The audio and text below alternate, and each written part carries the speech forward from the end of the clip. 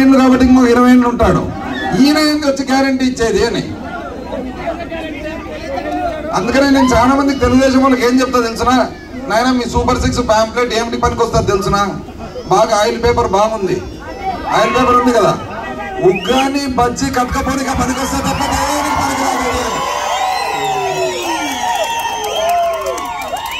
చిన్న పరిష్కారం ఉండాలా.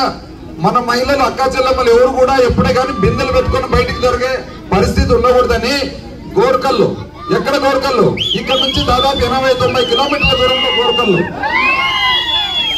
గోర్కల్లు అంటే చెరువు, కానీ ఆ చెరువులోకి వచ్చే నీళ్లు సాక్షాత్ కృష్ణానది నీళ్లు. ఆ నీళ్ళని తెచ్చి బేతంచెర్ల దగ్గర శుద్ధి చేసి ఈ రోజు బేతంచెర్ల పట్టణానికి సరఫరా జరుగుతూ ఉంది. 2 నెలల లోపల ప్రతి మారుమూల పల్లెకు సీతమ్మ తాండ వదులుకొని ఇక్కడ మొదలు పెట్టుకొని ఇరకలవాడ మొదలు పెట్టుకొని బూరుగుల, కౌలుపల్ల, వంగమిట్ట పల్లె కూడా ఇంటింటికి నీళ్ళు రాబోతాయి. ఈ పైపల్లెలంటే మా హృదయానికి చాలా దగ్గర. ఎందుకని అడుగుతారా, 1955లో వీళ్ళందరూ కూడా ఇంకా రాజకీయాల్లోకి సరిగా ఉండి రానప్పుడు కూడా మా తాత ఇక్కడ ఎమ్మెల్యే అయినప్పుడు ఆ గెలుపుకు కారణము ఈ పైపల్లెలు అని చెప్పి మీ అందరూ కూడా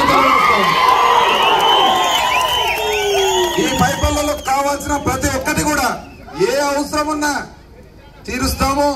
ఇక్కడేమి ఎవరేం వీళ్ళ బెదిరింపులకు గాజులు దొరుకుండతో ఎన్నికలు అయిపోయిన తర్వాత వీళ్ళు ప్యాకప్ చేసుకొని వాళ్ళ ఊరికి వాళ్ళు పోతారు. ఎవరైతే స్థానికంగా నీలిగినారో నీలిగిన వాళ్ళకి మాత్రము పునరాలోచన చేయాల్సి వస్తుందని చెప్పి ఆలోచిస్తాము.